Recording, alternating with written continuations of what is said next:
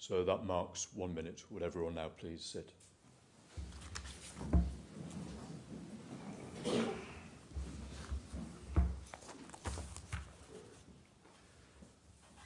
In this, the final open volume of my report, I deal with 3 topics: the radicalisation of Salman Abedi, the planning and preparation for the attack by Salman Abedi and Hashim Abedi, and whether the attack could have been prevented by the security service and counter-terrorism policing. While most public interest will focus on whether the attack could or should have been prevented and the role of the security service, the significance of the other 2 topics should not be underestimated. It is important that we understand as much as we can about the radicalisation of Salman Abedi, so that similar signs can be recognised and appropriate action taken.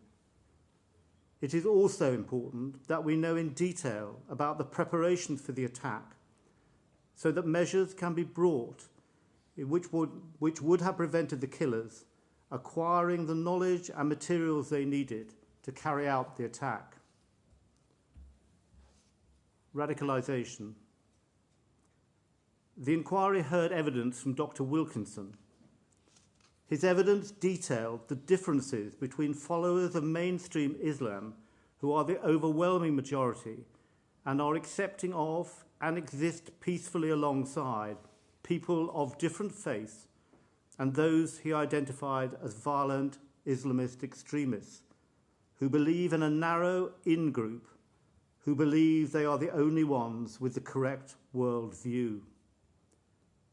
They are prepared to use violence against members of out-groups, which includes anyone who is not part of the in-group, including mainstream Muslims.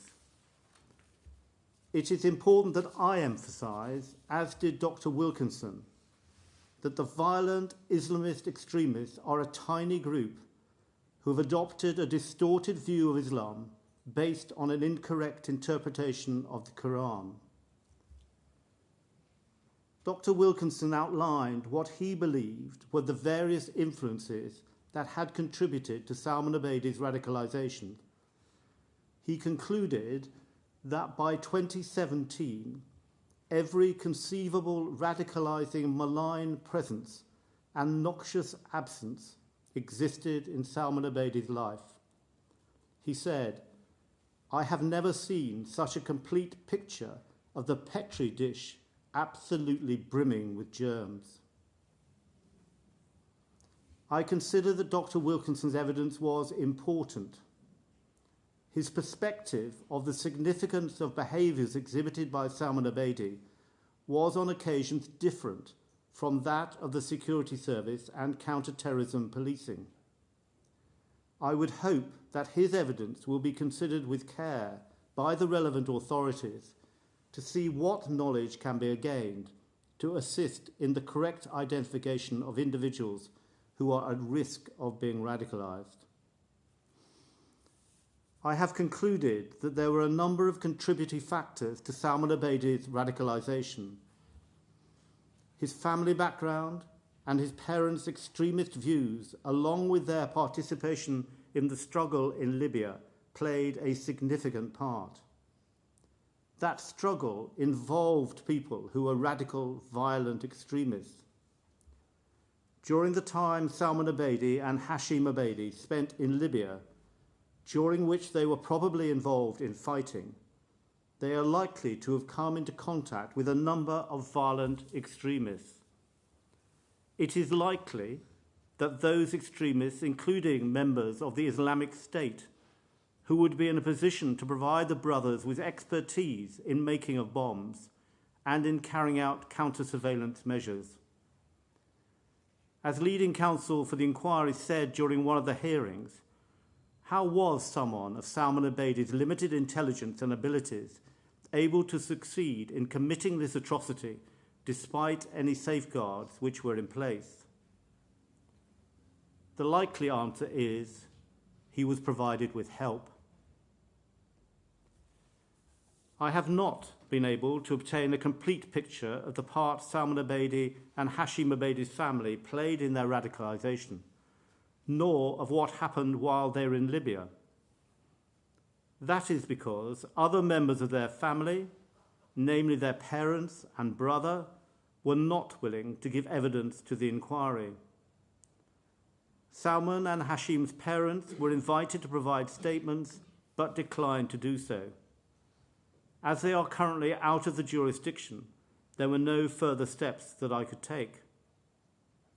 Ismail Abedi, who was in the country at the time I requested a statement, managed to leave the United Kingdom so that he didn't have to provide information which he was in a position to give. I have included in the recommendations section of Volume 3 some suggestions which I hope will make this more difficult for important witnesses in the future. Whether, if I had succeeded in getting Ismail Abedi into the witness box, he would have assisted the inquiry is very doubtful. What I was not prepared to do in the circumstances of this case was to invite the Attorney General to grant him immunity from prosecution in relation to any evidence he gave to me, in order to encourage him to speak. If he was involved in the plot, it would be quite wrong for him to have any protection from prosecution and punishment. There were other extremists, most of whom came from the same area of Manchester as Salman Abedi, and probably played a part in Salman Abedi's radicalisation and/or confirming him in his views once he had committed to violent extremism. One of those is Abdul Rauf Abdullah. A series of messages, over 1,000 in number, between Abdul Rauf Abdullah and Salman Abedi, sent during November 2014, were recovered as part of Operation Oliban, which was the counter-terrorism policing investigation which resulted in the prosecution and conviction of Abdul Rauf Abdullah for terrorist offences. Those messages talk of martyrdom. They were highly significant in the view of Dr. Wilkinson as demonstrating the influence that Abdul Rauf Abdullah had over Salman Abedi and the development of his violent extremist mindset. Salman Abedi was not identified as one of the participants in this exchange of messages until after the attack, and I have concluded on the balance of probabilities the messages were not passed to the security service by counter-terrorism policing as they should have been. My investigations, however, have demonstrated that even if Salman Abedi had been identified and the messages had been sent to the security service, it would not have affected their view of Salman Abedi. I have not criticised that view taken by the security service, but there is a learning point which could usefully be pursued, which is that the attitude of the security service to those sort of messages might be informed by the considerations which Dr. Wilkinson applied. We know that Salman Abedi visited Abdul Rauf Abdullah in prison, and also that they communicated by phone, including by use of an illegal mobile phone which Abdul Rauf Abdullah had in prison.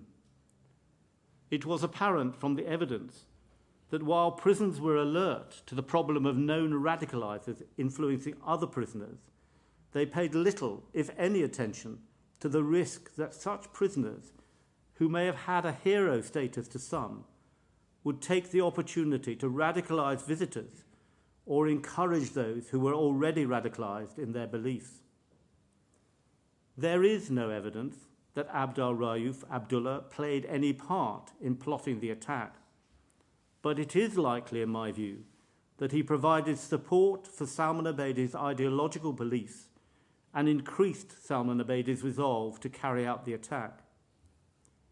It is important that the prison authorities do take notice of the risks that those in prison for terrorist offences, such as encouraging others to go and fight abroad, may seek to radicalise their visitors as well as other prisoners, or at least support their radical views. The government's response to the risks of radicalisation is the PREVENT programme. A review of that programme by William Shawcross has just been published and the government has responded to it. Because of that report, I did not carry out an assessment of the effectiveness of the PREVENT programme during my inquiry. It would have been beyond my terms of reference to do so. The Shawcross report does deal with issues of the Abedis and PREVENT, and notes that neither of them were referred to PREVENT. The Intelligence and Security Committee of Parliament noted the same thing with surprise. I have looked in detail at the various occasions when Salman Abedi could have been referred to PREVENT.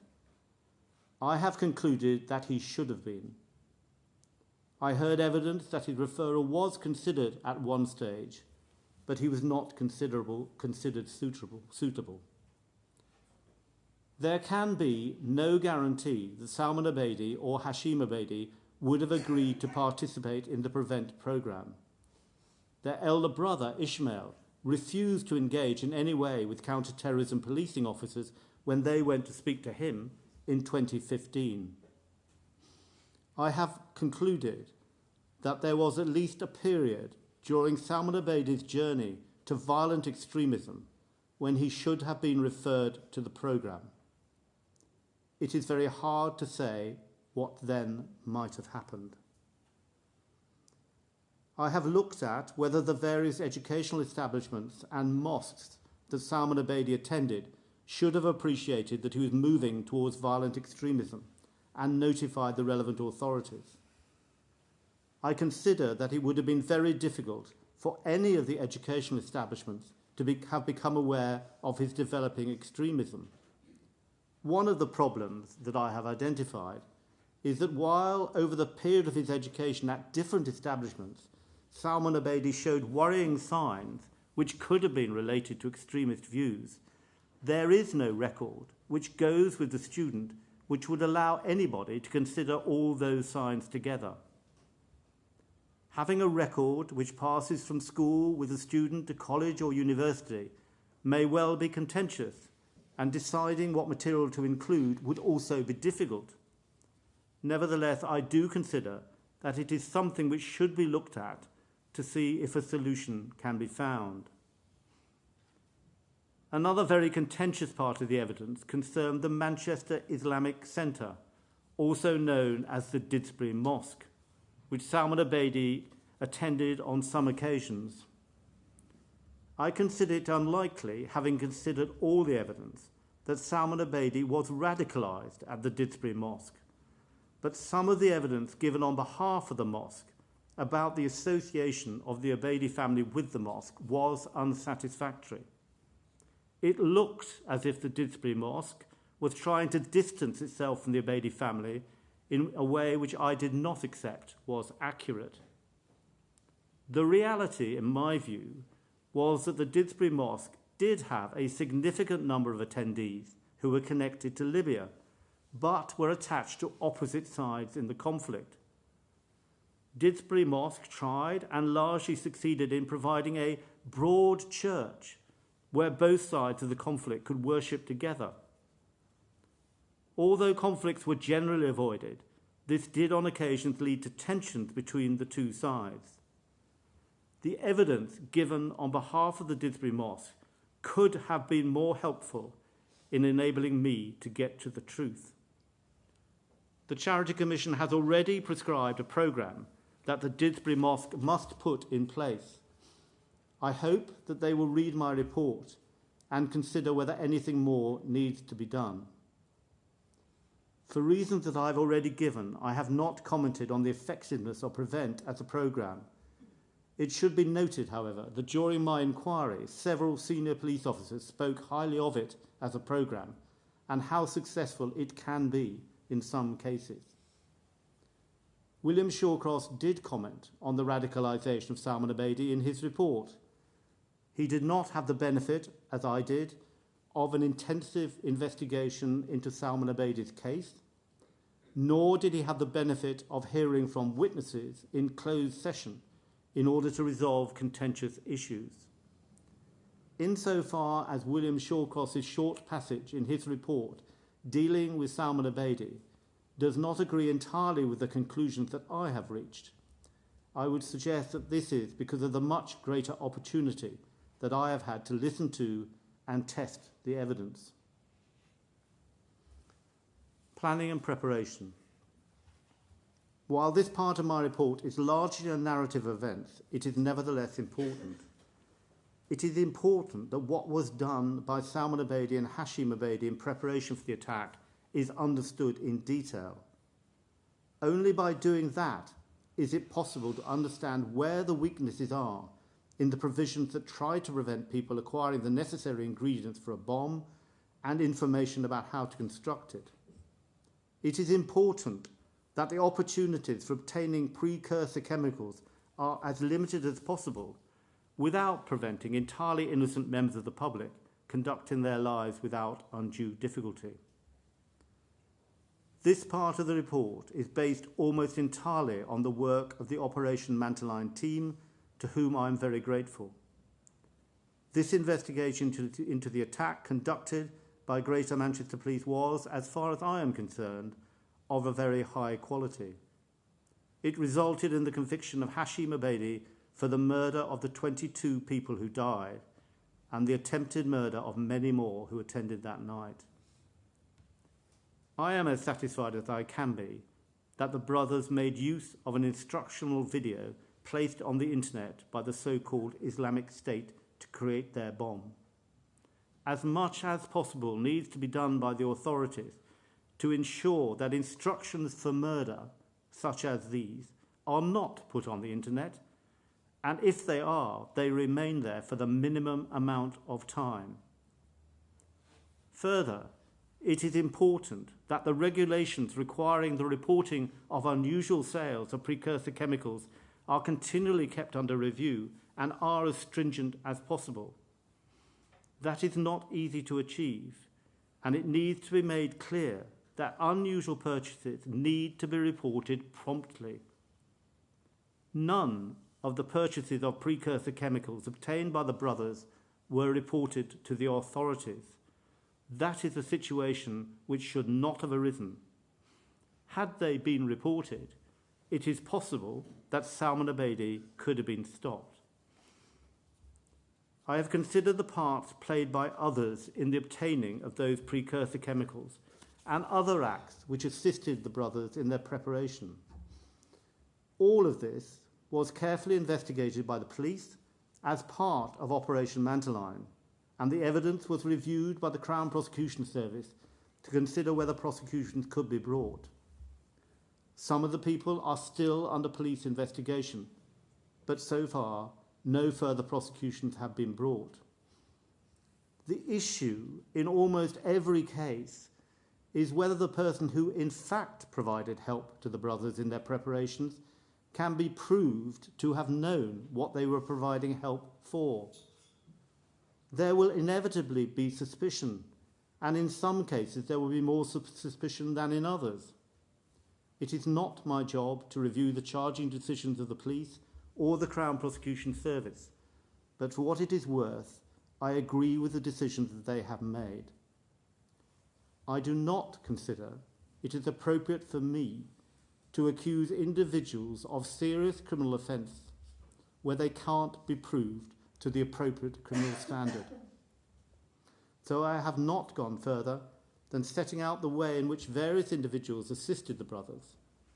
I am confident that if evidence is found which justifies the prosecution, then the police and the Crown Prosecution Service will take the appropriate action. Preventability. Finally, in my report, I deal with the issue of whether the attack should or could have been prevented by the Security Service and counter-terrorism policing.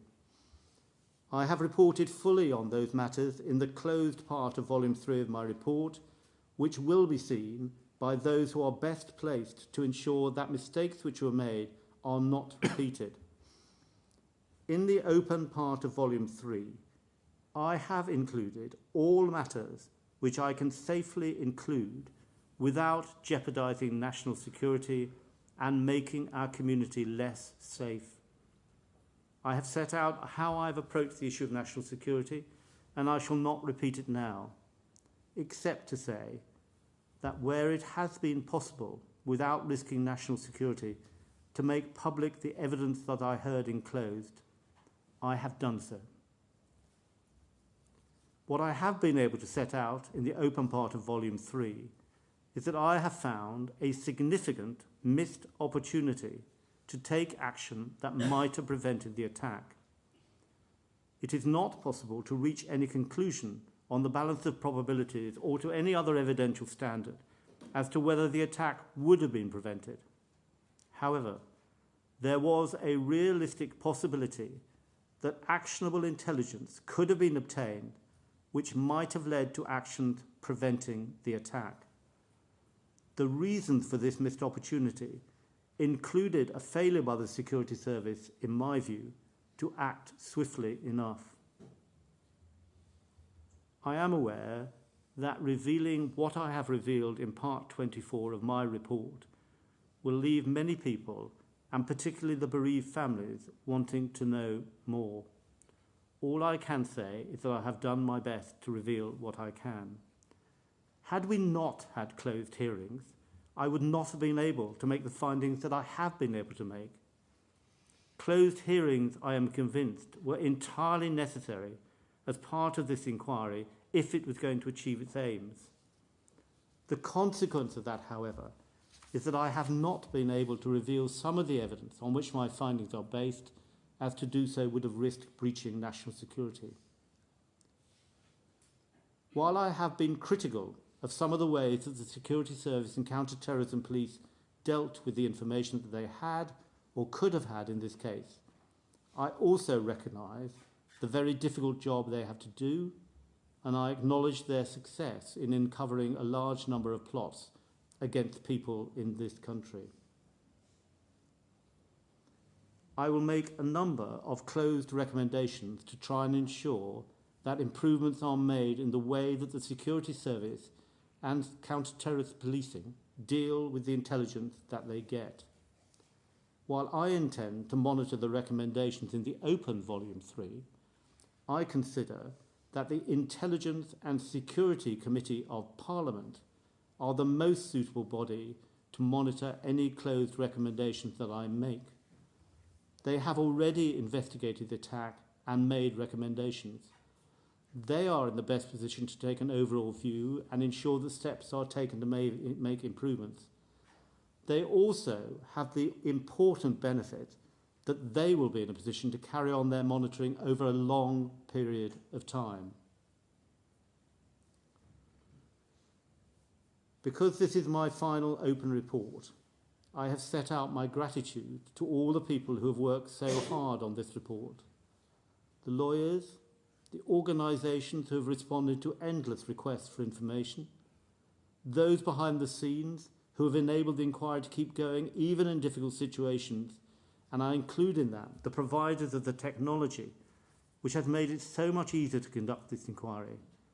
And of course I thank the many, many witnesses who have given evidence to me. All have worked very hard. I am personally especially grateful to counsel and solicitors to the inquiry, without whose expertise I could not have completed what has been a very onerous task. Generally, in conducting this inquiry, I have been greatly impressed and grateful for the genuine intention and aspiration held by so many to make a difference and to try and ensure that nothing like the Manchester Arena attack ever happens again. Some of the evidence has been inspirational, showing humanity at its best. Some of it, when recounting the activities of Salman and Hashim Abedi, has shown humanity at its worst. A significant part of the evidence heard by this inquiry has been gruelling and distressing to listen to. For example, the evidence of people who were there, did their best to help, who will be affected for the rest of their lives by what they saw and heard. The evidence of the bereaved families, of the effect that the deaths of their loved ones has had on their lives, and who could fail but be moved by the tributes of the families to those who died. Those who were young were so full of promise. Those who were older were achieving that promise, and all of them were the cornerstones of their families. What an appalling loss, which was so unnecessary. Amongst all that grief, we should try and remember the positives as well, along with the terrible events. The courage of members of the public and many members of the rescue services who did their best to help in appalling circumstances. The response of Manchester as it came together after the attack to support all those who've been affected, and the efforts of the bereaved families and survivors to try and make something good come out of tragedy in their varied and different ways. I am especially grateful to the bereaved families for their continuous support throughout the inquiry. It is impossible to imagine how difficult it must have been for them to listen to some of the evidence that we have heard. I have not been able to answer all of the questions that they wanted answered, and I am aware that in my open report on Volume 3, I have raised more questions in their mind. I am sorry, but that was inevitable. I did ask the questions. I did get answers. But for the reasons I have given, I have not been able to report publicly what those answers were. It has been an enormous responsibility, as well as a privilege, to conduct this inquiry. I can only hope that we achieve something by our efforts. That will only happen if those away from this inquiry can share in the desires of those who have taken part in it to make things better. Inevitably, some of the changes that are needed will require money, which is in short supply. But protecting the lives of the people of this country must be a high priority for any government.